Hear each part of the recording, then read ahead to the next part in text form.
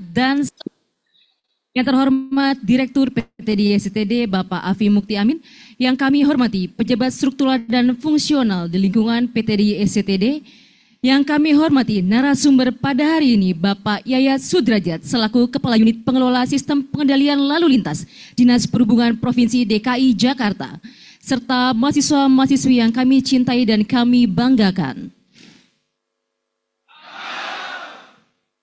Alhamdulillah siang ini kita dapat berkumpul bersama dalam acara kuliah umum dengan tema Transformasi Transportasi Perkotaan Mewujudkan Smart Traffic Management dengan Kecerdasan Buatan. Hadirin sekalian, mari kita awali acara ini dengan laporan dari Wakil Komandan Resimen.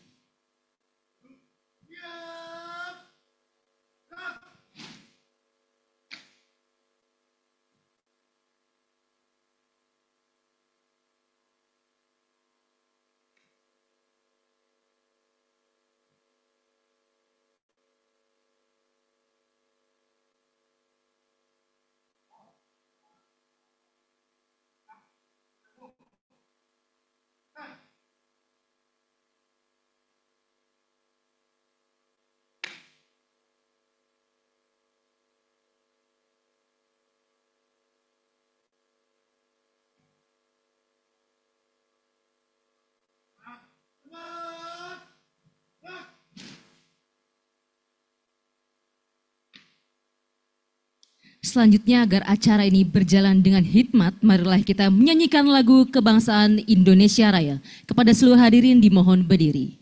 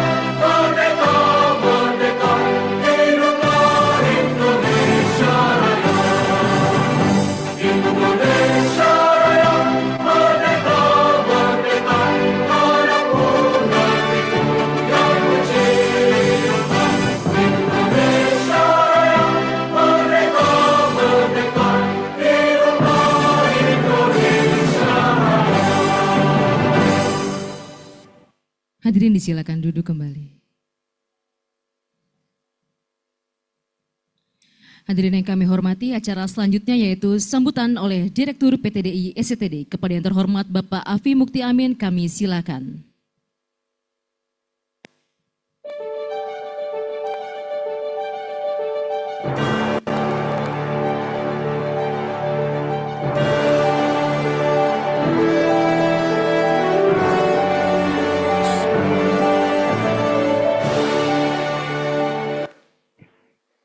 Assalamualaikum warahmatullahi wabarakatuh.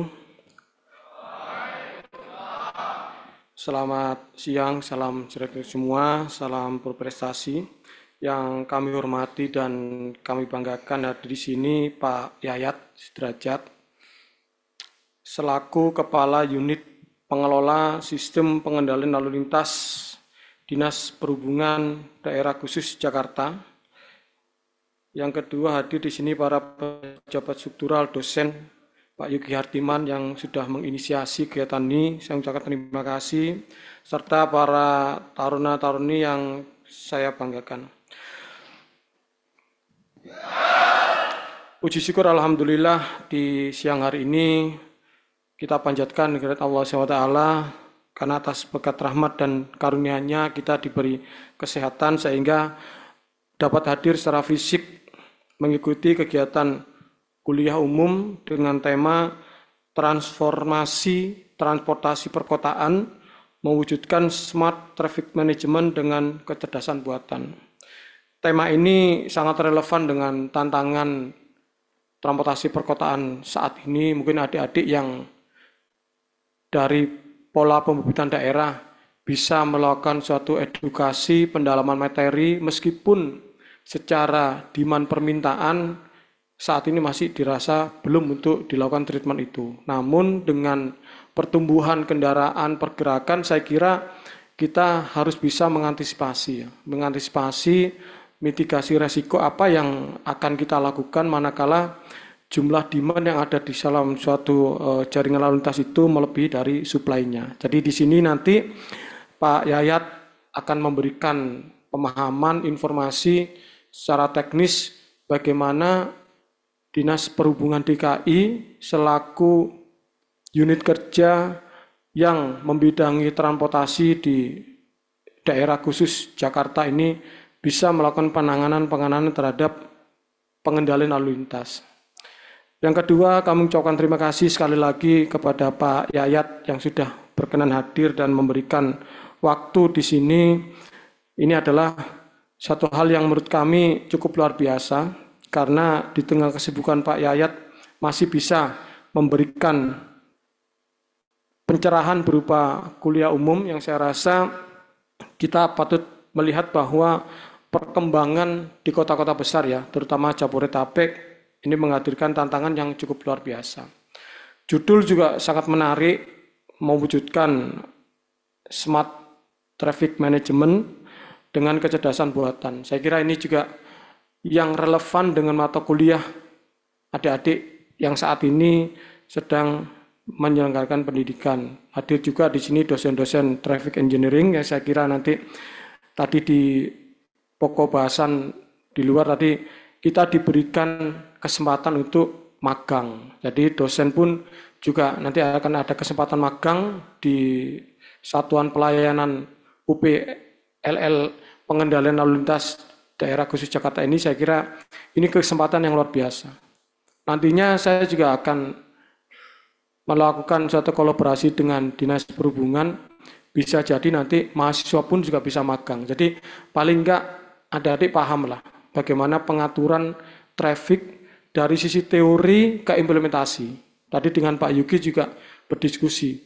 Kita secara teori bisa di atas bangku bisa, namun bagaimana kita bisa melakukan validasi terhadap kondisi yang ada di lapangan. Apakah teori itu sangat relevan dan bisa langsung diimplementasikan atau perlu validasi dengan faktor-faktor tertentu. Saya kira ini yang nantinya bisa kita jadikan bahan diskusi sehingga adik-adik mahasiswa-mahasiswi taruna-taruni bisa mendapatkan pengalaman dan pemahaman yang lebih mendalam. Saya kira itu yang dapat kami sampaikan. Sekali lagi terima kasih kepada narasumber yang sudah hadir dan bisa memberikan pencerahan. Terima kasih. Wabillahi taufiq wal hidayah. Wassalamualaikum warahmatullahi wabarakatuh. Waalaikumsalam warahmatullahi wabarakatuh. Terima kasih kami ucapkan kepada Bapak Direktur atas sambutan yang disampaikan.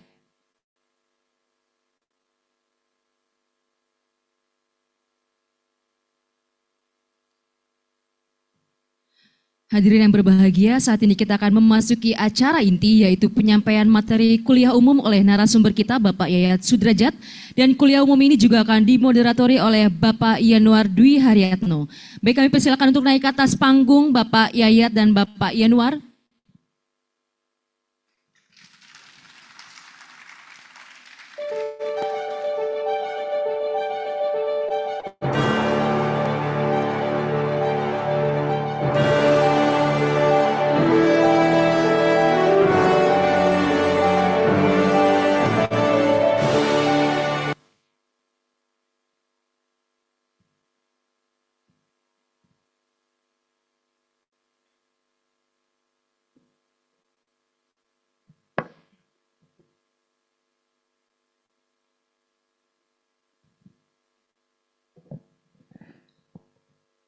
Baik, terima kasih.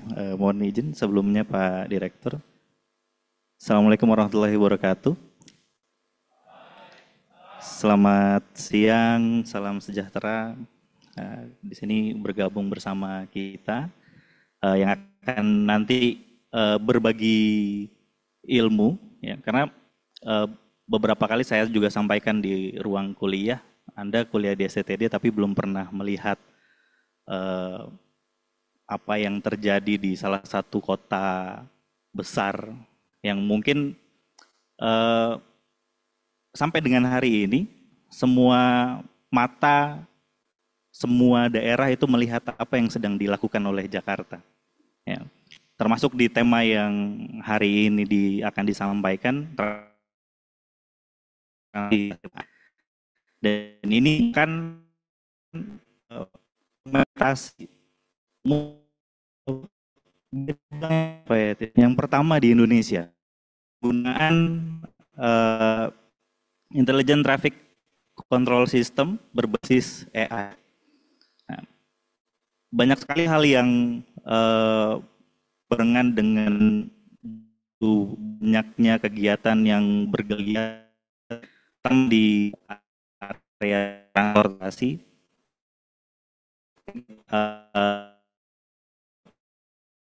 Coba mengintip website dan berita,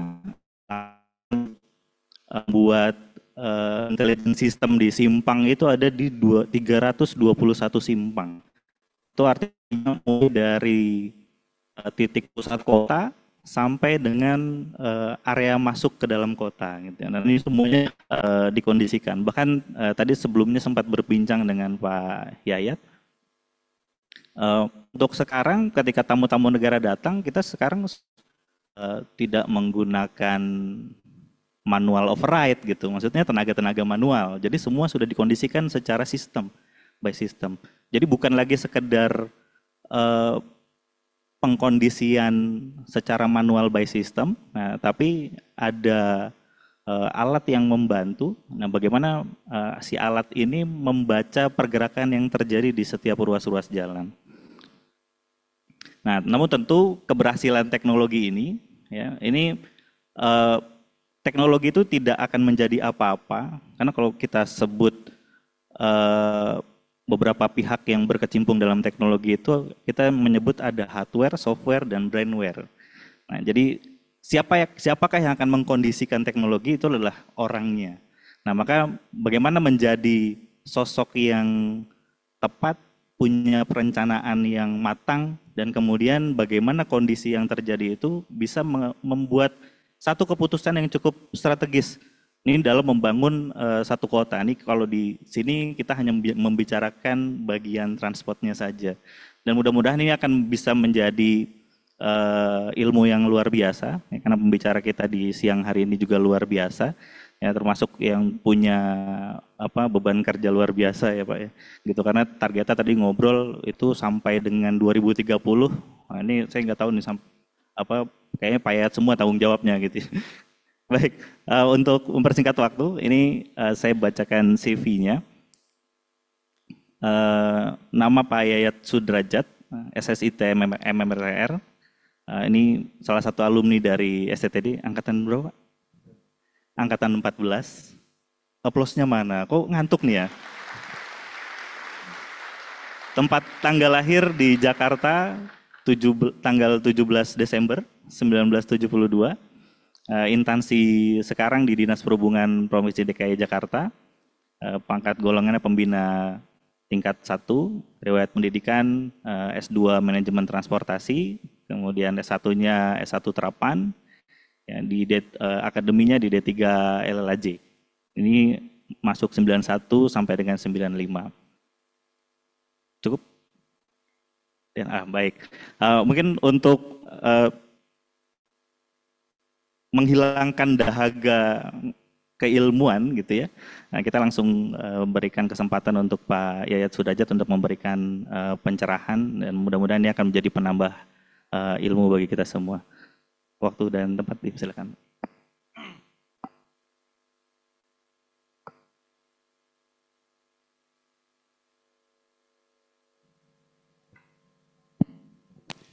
Baik, terima kasih Pak Yanuar. Bismillahirrahmanirrahim. Assalamualaikum warahmatullahi wabarakatuh. Selamat pagi dan salam sejahtera untuk kita semua. Yang saya hormati tentu Direktur PTDI STTD, yang saya hormati, ini berat saya ngomongnya karena beliau adalah salah satu dosen pembimbing saya pada saat saya diploma 3 kan itu, yaitu Pak Yogi Hartiman. Selamat siang Pak, salam hormat. Yang saya hormati tentu juga para dosen, akademisi yang hadir pada siang hari ini, serta yang saya banggakan, adik-adik taruna dan taruni STTD.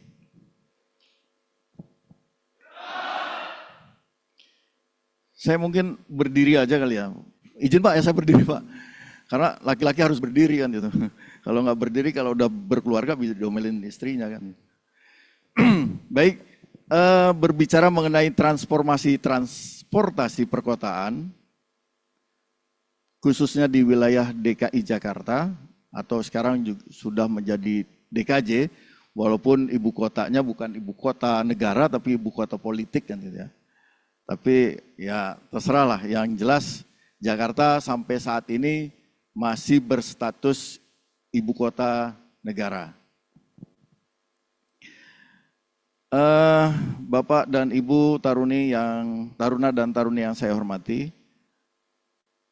kalau bicara mengenai sistem pengendalian lalu lintas, khususnya yang ada di DKI Jakarta, betul memang kami sudah mentransformasi yang tadinya berbasis adaptif, ya, tidak real time, sekarang sudah berbasis real time dengan menggunakan kecerdasan buatan. Tapi sebelum melangkah ke sana, saya ingin menceritakan terlebih dahulu apa sih latar belakang kenapa DKI Jakarta ya harus melakukan transformasi itu. Nah, kalau kita lihat di layar yang besar ini, terlihat jelas ya. Mungkin taruna dan taruni bisa mengilustrasikan bahwa perjalanan di Jakarta itu cukup lumayan tinggi. 31 juta kendaraan per hari yang masuk ke Jakarta. Bahkan informasi dari Polda Metro Jaya per tahun itu untuk kendaraan baru 850.000. Bayangkan 850.000 jika kita taruh di jalan, panjangnya kira-kira berapa kilometer ya? Nah ternyata kalau kita kalkulasikan berdasarkan kapasitas penampungan ruas jalan untuk DKI Jakarta itu kurang lebih 2077 kendaraan per kilometer. 850.000 kendaraan dibagi 2077 kendaraan, itu kira-kira berapa kilometer? Yang harus disiapkan oleh pemerintah DKI Jakarta. Jalan loh. Karena pada saat itu DKI Jakarta masih berprinsip car oriented development. Masih berorientasi kepada angkutan, pada kendaraan. Hingga akhirnya pada saat itu ya, kita bicara pada saat itu, Jakarta harus membangun jalan. Padahal kalau kita lihat sekarang, jangankan untuk jalan, untuk kuburan aja susah. Untuk kita tempat tinggal aja susah. Maka yang ada sekarang dibangunlah apartemen. Apartemen begitu banyak di Jakarta, tapi untuk rumah yang biasa kita tempati itu udah sulit. Kenapa? Karena harga tanah sudah mahal, yang bisa dibangun tidak lagi melebar, baik ke kanan maupun ke kiri, tetapi harus ke atas. Ya akhirnya banyaklah jalan-jalan itu yang dibangun menjadi jalan layang. Benar nggak? Nah, itulah yang terjadi di Jakarta. Slide berikutnya. Nah, maka konsep pengembangan sistem transportasi di Jakarta berubah. yang tadinya car oriented development menjadi transit oriented development yang berorientasi kepada transit. Maka prioritas penanganan lalu lintas yang ada di DKI Jakarta berubah. Prioritas pertama adalah pejalan kaki, bersepeda. Kenapa harus berjalan kaki dan sepeda? Karena kita ketahui bersama alat transportasi yang paling utama diciptakan oleh Allah itu adalah kaki. Kaki kita ini kan alat transportasi. Transportasi itu berpindahnya satu barang dari satu tempat ke tempat yang lain. Saat itu apa yang digunakan? Ya kaki. Nah sekarang DKI beralih kepada itu hingga akhirnya dibuatlah trotoar begitu masif, dilebarkan, dan dibuatlah salah satu yang menjadi ikon hingga masyarakat khususnya yang Gen Z, generasi Gen Z, itu bisa melakukan perjalanan ada tujuan. Yang dilakukannya itu ada tujuan. Berjalan kaki mau kemana? Oh mau ke itu JPO Pinisi. Kenapa? Karena sekarang viral. Orang bisa foto-foto bahkan ke mancanegara. Nah itulah hal-hal yang dilakukan oleh pemerintah DKI Jakarta. Lanjut langsung yang keduanya adalah, kembali lagi ya. Yang kedua baru kepada prioritas angkutan umum. Dibenahilah angkutan umum yang alhamdulillah sudah banyak pakar, salah satunya ya dosen kita juga gitu. Pak Yogi yang tergabung dalam Dewan Transportasi Kota Jakarta. Nah, ini juga memberikan input masukan bagaimana angkutan umum di DKI Jakarta selayaknya beroperasi.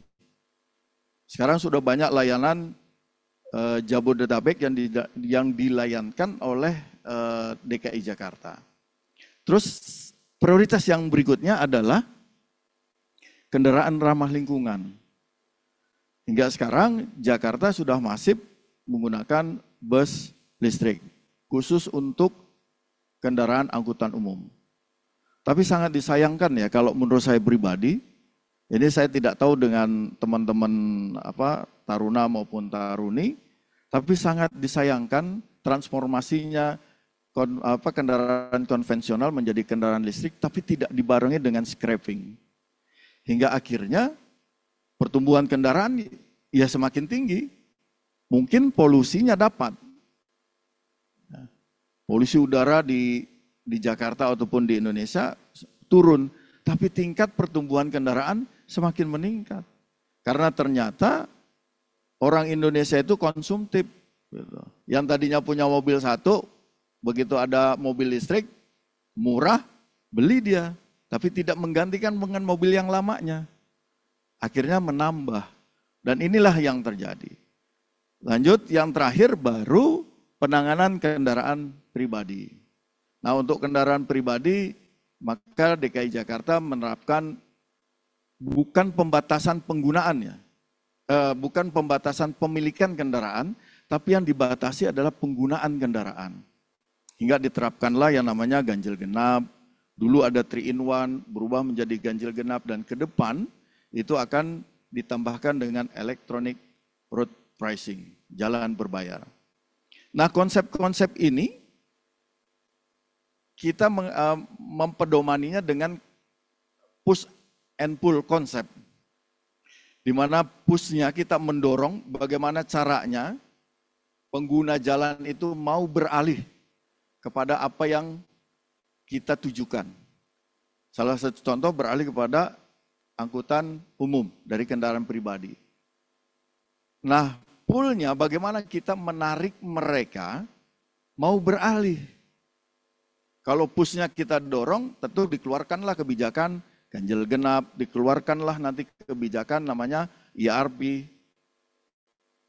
Nah, menariknya, bagaimana cara menariknya agar mereka mau beralih?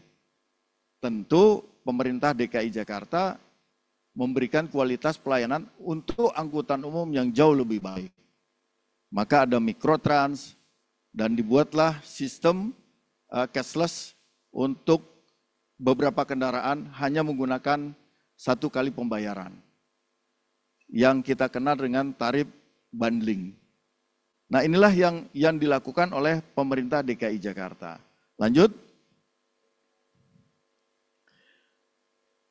Nah, apa yang dilakukan oleh Dinas Perhubungan itu tidak terlepas dari target rencana pembangunan daerah Dinas Perhubungan tahun 2025.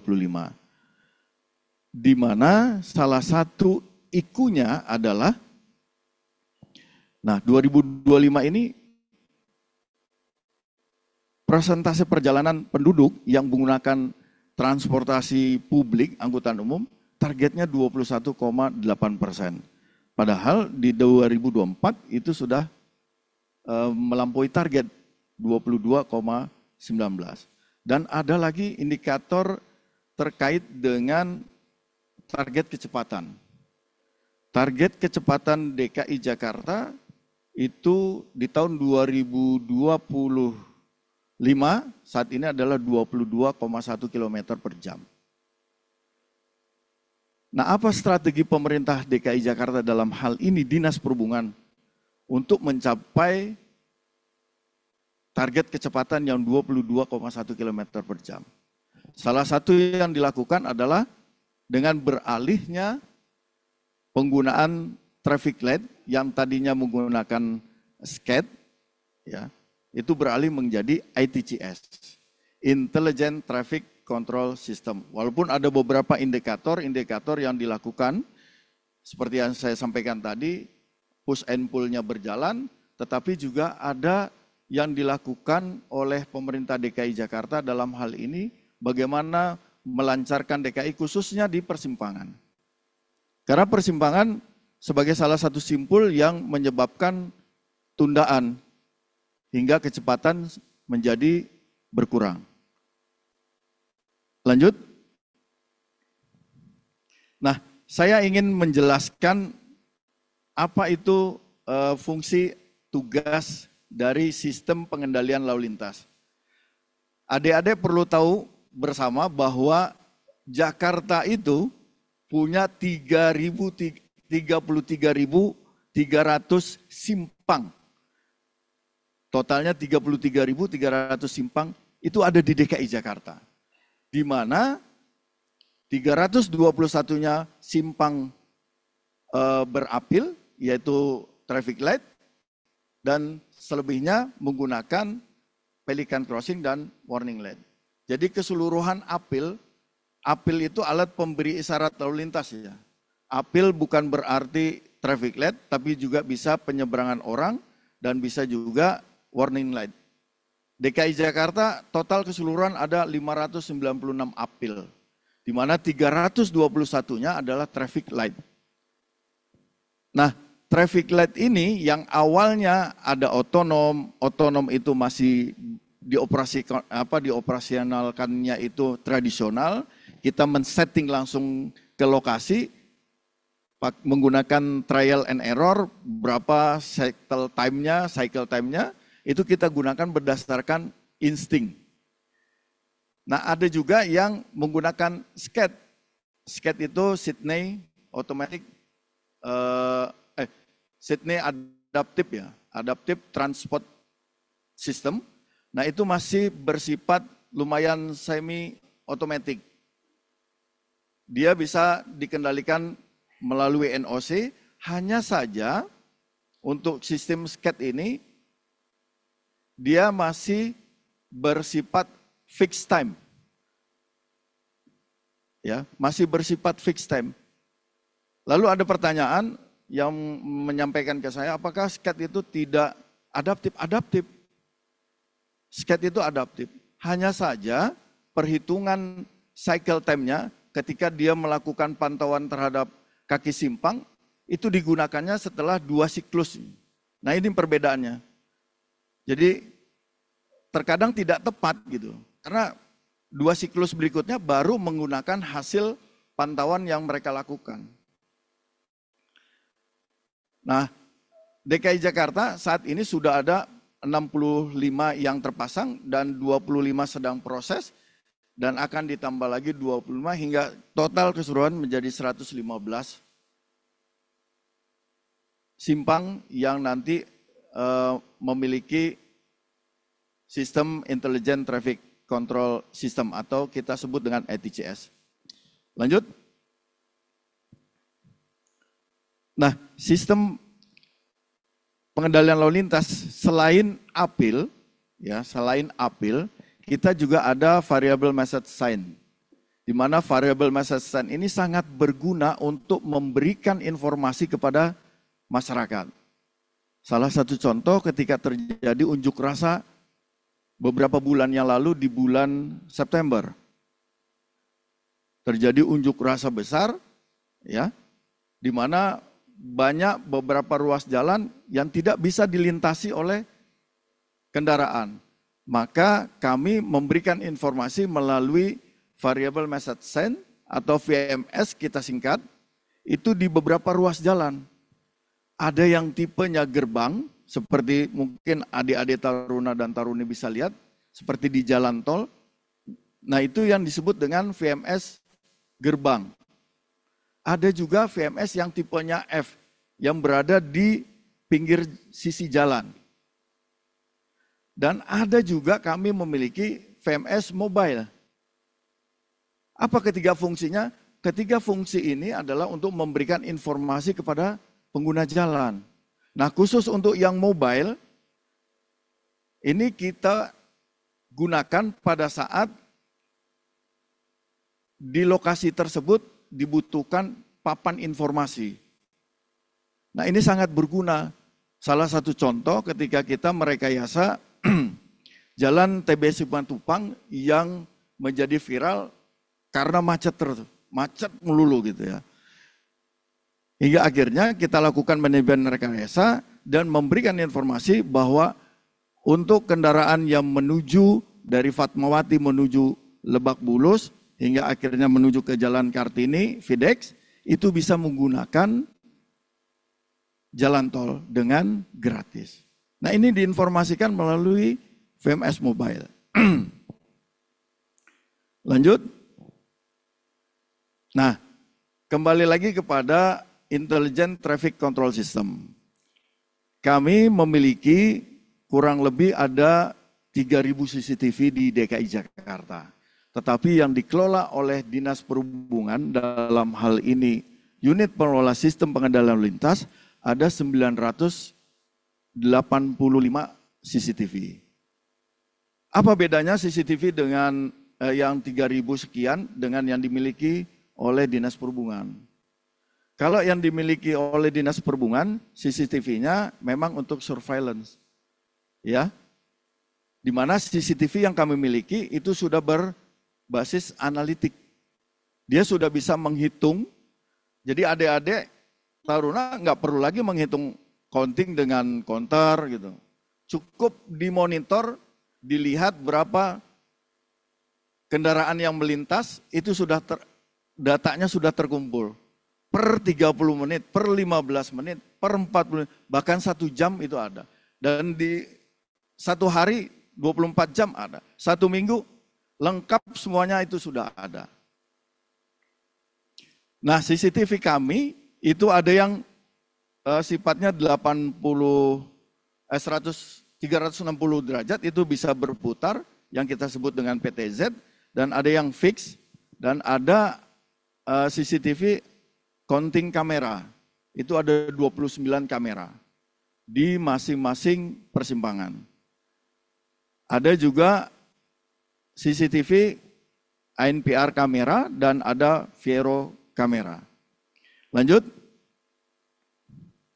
Nah, cara kerja di SPLL, ya adik-adik sekalian, itu kita punya ruangan yang kita sebut NOC, Network Operation Center, ada di lantai 16, Jalan Abdul Muiz. Nanti mungkin ada kesempatan bisa berkunjung langsung ke sana. Bagaimana cara kerja NOC?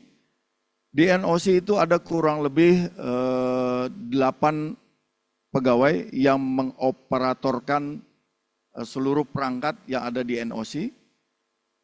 Apakah dia sebagai lintas 18 atau sebagai lintas 22. Jadi ada 2 operator command center, ada si lintas 18, ada lintas 22.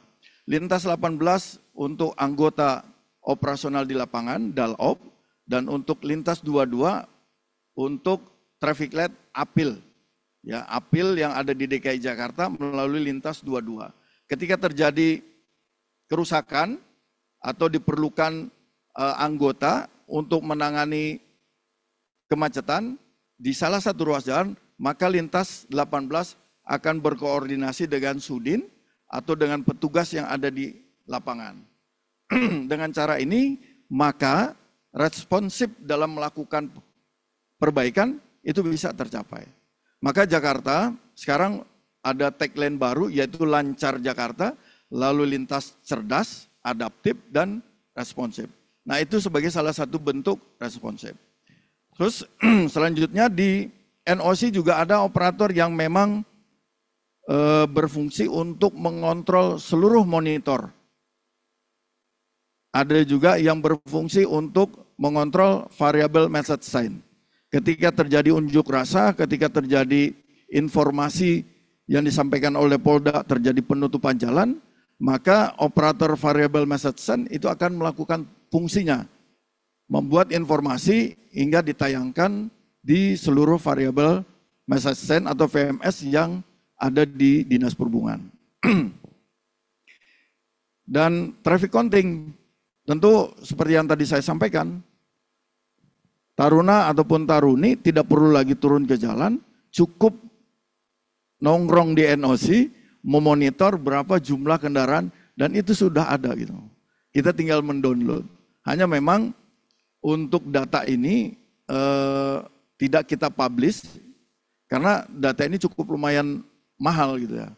Jadi kita sangat selektif untuk memberikan informasi atau data ini kepada publik. Lanjut. Nah, Pelican Crossing, saya ingin bercerita dengan Pelican Crossing sebelum masuk kepada ITCS-nya ya. Bahwa Pelican Crossing yang ada di DKI Jakarta itu sudah ramah disabilitas. Sistemnya sudah tidak lagi dipencet gitu ya, hanya menyentuh itu sudah melakukan perhitungan countdown untuk menyeberang jalan. Dan juga bagi teman-teman disabilitas juga sudah bisa menggunakan secara masif ya, karena memang sudah banyak Pelican Crossing yang ramah disabilitas. Lanjut.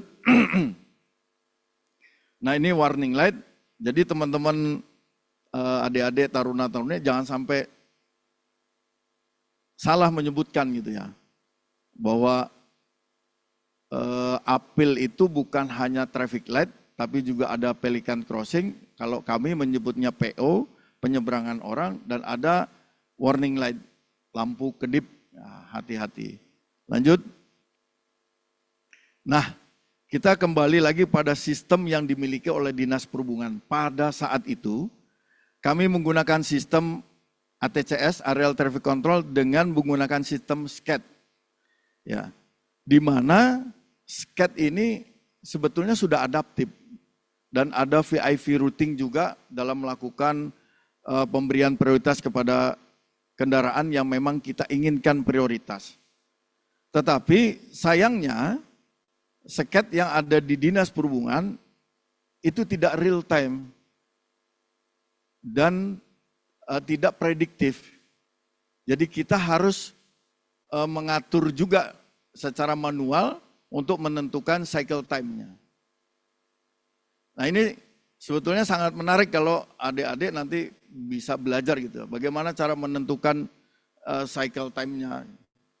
Karena ternyata SCAD itu dia ada kameranya untuk mengcounting kendaraan pada masing-masing kaki simpang, tapi penggunaannya, ini Pak Yogi, penggunaannya tuh 2 kali cycle time baru mereka gunakan. Padahal pada saat digunakan sudah tidak cocok lagi dengan kondisi simpang pada saat itu. Nah inilah yang menjadi penyebab kenapa kita harus berubah, dan berdasarkan hasil kajian pada saat itu, jumlah CRM atau aduan masyarakat cukup lumayan banyak gitu terhadap sistem ini. Dan pengguna jalan tidak pernah mau mengutarakan terima kasih ketika lancar, tapi berkomunikasi ketika macet gitu, mengadu. Lanjut. Nah, beralihlah kami ke Intelligent Traffic Control System, di mana komponen-komponen dari software ini ada 3 gitu. Ada front end, ada mid end, dan ada back end. Coba slide berikutnya.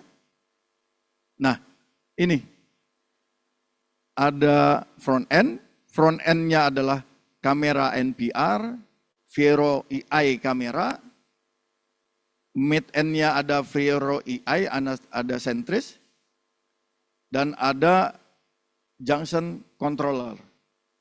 Kenapa junction controller ini dibutuhkan? Karena dia harus migrasi dengan controller traffic light yang lama gitu. Jadi untuk melakukan migrasinya kita butuhkanlah junction controller itu tadi. Dan ada back end. Back end-nya server yang cukup lumayan besar, kurang lebih ukurannya 3x4 di NOC kami. Nah, itu ada beberapa server yang memang sangat besar dan dinginnya pun juga cukup lumayan dingin. Di mana ATCS itu sendiri, itu artificial intelligence-nya itu ada 2, ada reconnaissance dan ada predictive. Reconnaissance-nya adalah mendeteksi pengenalan kendaraan dengan menggunakan plat nomor. Ini hampir sama dengan ETLE. Hanya saja ETLE digunakan untuk melakukan penindakan. Sementara kami melakukan selain untuk mengidentifikasi pelanggaran, kami juga melakukan identifikasi untuk hal-hal yang lainnya. Jadi manfaat dari EI NPR kamera ini cukup lumayan banyak. Kami bekerja sama dengan Bapenda, kami bekerja sama dengan teman-teman Polda Metro Jaya, kami bekerja sama dengan pemadam kebakaran, Gulkarmat, dan kami bekerja sama dengan teman-teman Dinas Kesehatan. Apa sih Pak yang dikerjasamakan? Nanti akan saya ceritakan. Terus kedua, prediktif. Nah, prediktif inilah yang membuat prediksi cycle time berikutnya. Jadi dalam 1 minggu, EI itu sudah membuat plan. Hari Senin, hari Selasa, plannya seperti apa, dan ada batasan green time minimum dan green time maksimum. Siapa yang mengatur? Ya EI. EI inilah yang mengatur dengan perhitungan, tentu harus ada, di awal harus ada data seriesnya terlebih dahulu. Maka nanti adik-adik juga taruna, jangan bingung ketika menggunakan EI, terus langsung bisa tune gitu, langsung bisa operasional, enggak gitu. Jadi AI itu harus belajar juga gitu. Dia harus memiliki data dalam 1 tahun untuk membaca karakteristiknya, baru mereka bisa melakukan prediksi itu. Selama tidak ada data itu, ya AI juga tidak bisa. Maka kami baru bisa melakukan di 2021, masuk di 2022, 2022, masuk 2002, di 2023 baru itu sudah konstan. Prediktifnya itu sudah mulai mendekati 90% valid. Lanjut. Nah, ini beberapa komponen seperti yang tadi saya sampaikan. Ada front end yaitu berupa kamera, dan ada mid end berupa controller serta traffic light-nya sendiri, dan ada back end berupa server dan display yang besar di NOC kami. Lanjut. Apa sistem yang digunakan oleh SPLL? Ya, sistem traffic management form-nya itu kita menggunakan sistem Mango namanya. Mango itu bukan merek baju ya, bukan merek kaos, tapi singkatan atau kepanjangan dari Manage and Go, Mango. Nah, kita menggunakan platform Mango. Lanjut. Nah, di mana di dalam platform Mango ini banyak nanti yang bisa kita lihat. Nanti saya akan coba live gitu ya, salah satu simpang kita lihat. Nah, kita bisa melihat secara langsung pergerakan di setiap persimpangan. Fluktuasi ataupun perubahan-perubahan cycle time-nya itu bisa terlihat secara langsung. Benar nggak sih dia berubah gitu? Real time-nya itu benar nggak sih gitu? Nah, itu bisa terlihat. Karena secara otomatis dia akan merubah secara dengan sendirinya. Berapa waktu hijau yang diberikan itu sudah secara otomatis.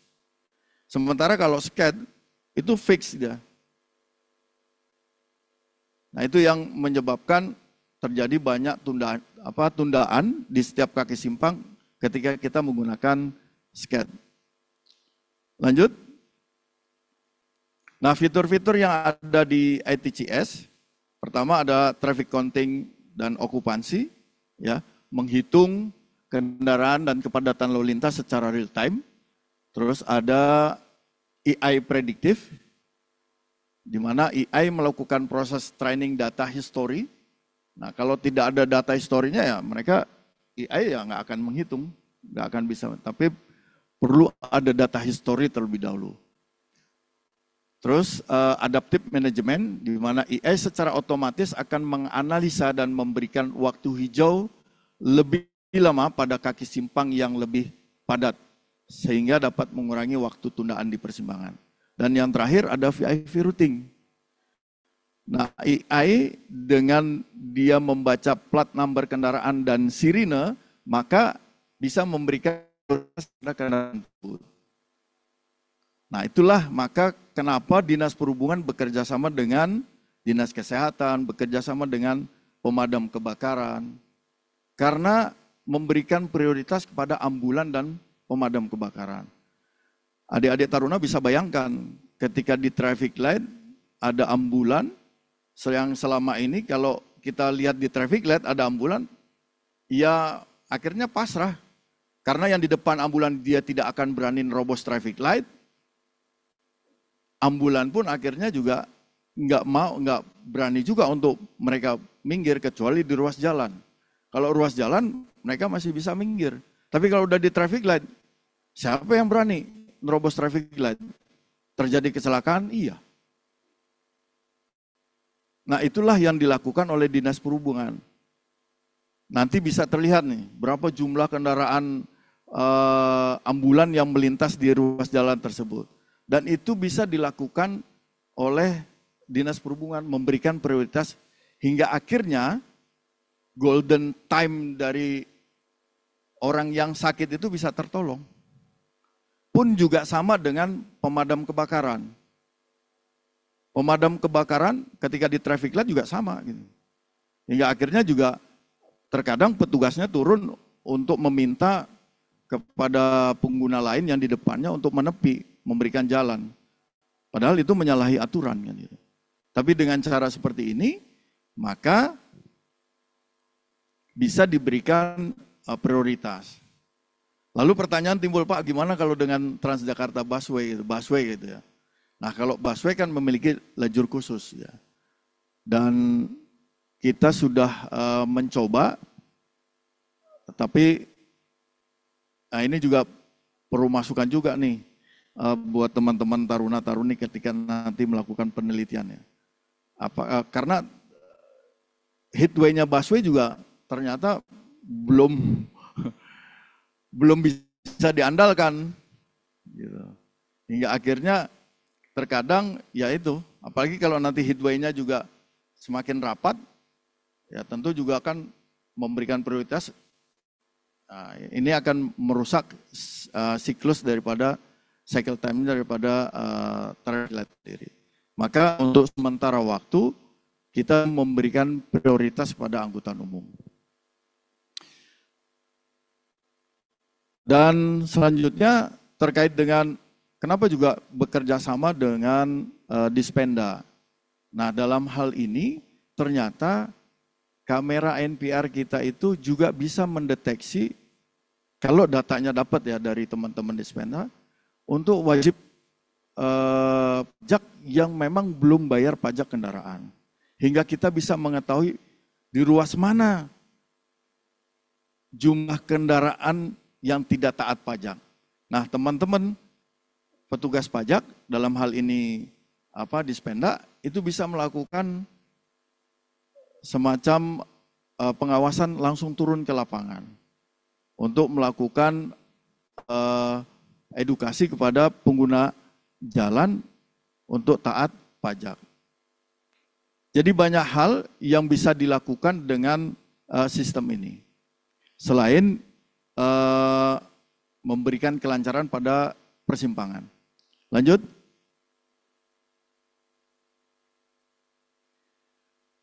Nah, adik-adik taruna sekalian, ini adalah metode kerja daripada kamera AI yang ada di persimpangan, di mana mereka mengukur ROI-nya itu 100 meter dari mulut simpang, Pak. Jadi 100 meter ketika kepadatannya tinggi, maka akan diberikan prioritas hijau lebih lama. Itu yang AI baca. Lanjut.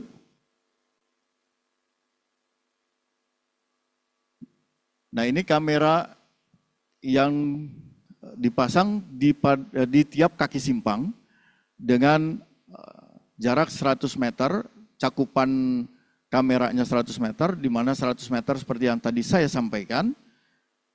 Ketika 100 meter kepadatannya tinggi, maka akan diberikan prioritas waktu hijau lebih lama. Dan AI sudah menghitung itu secara otomatis. Lanjut. Nah, AI sendiri juga sudah bisa menghitung kendaraan yang melintasi pada garis lainnya, garis yang biru ini. Dengan terklasifikasi. Bagaimana cara mereka melakukan klasifikasinya? Yaitu dengan dimensi pada kotak-kotak itu. Jadi semakin besar dimensinya, maka dia akan masuk kategori heavy vehicle, medium vehicle, atau light vehicle, dan motor. Jadi ada 4 kategori yang dihitung oleh AI. Lanjut. Nah, ini okupansi dari kepadatan. Jadi seperti yang tadi di awal juga saya sampaikan bahwa area deteksinya itu yang berwarna hijau 100 meter dan okupansinya 0 sampai 255. Jadi ketika AI-nya ini membaca kepadatannya tinggi, maka akan diberikan waktu hijau yang optimal pada mode yang adaptif. Lanjut. Adaptive Management. Nah, AI sendiri secara otomatis menganalisa dan memberikan waktu hijau lebih lama pada kaki simpang. Nah, ini akan terlihat pada unsur minggu ketika nanti kita lihat gitu ya, berapa mana dia hijau dan berapa waktu hijaunya itu akan terlihat.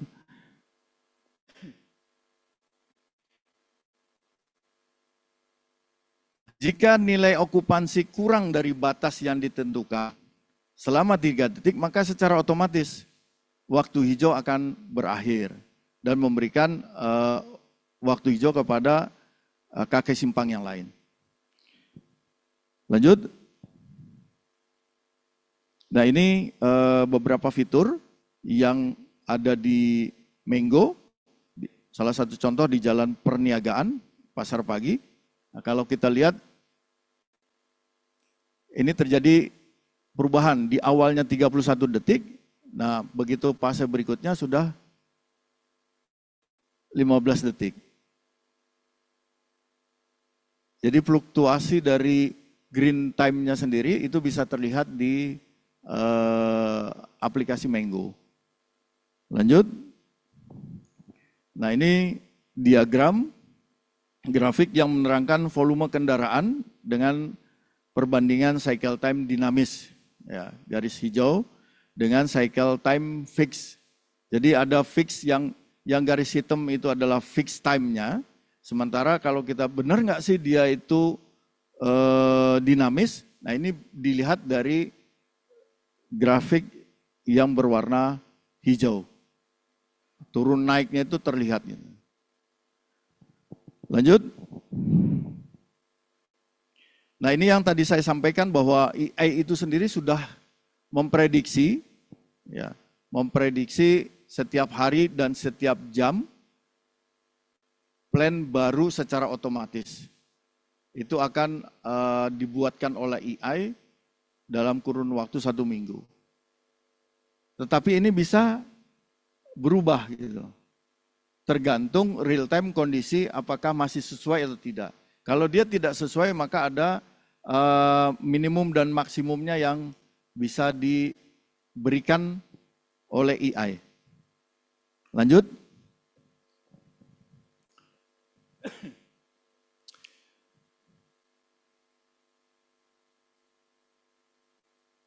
Nah, AI itu sendiri dapat memperkirakan kondisi lalu lintas berdasarkan durasi 15 menit, 30 menit, atau 45 menit dan bahkan sampai 60 menit.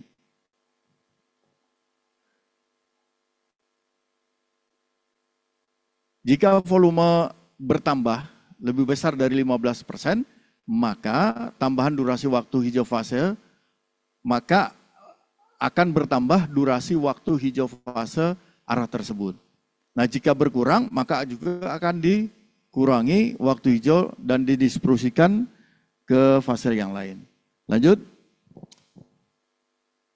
Nah, ini perbandingan signal standar yang kita buat dengan AI prediktif, di mana terjadi perubahan. Kalau standarnya adalah average-nya rata-rata 22 detik, maksimumnya 26 detik, dan minimumnya 14 detik, ternyata berubah. Nah, maksimumnya sudah 43 detik. Nah, ini yang dilakukan oleh AI prediktif. Lanjut.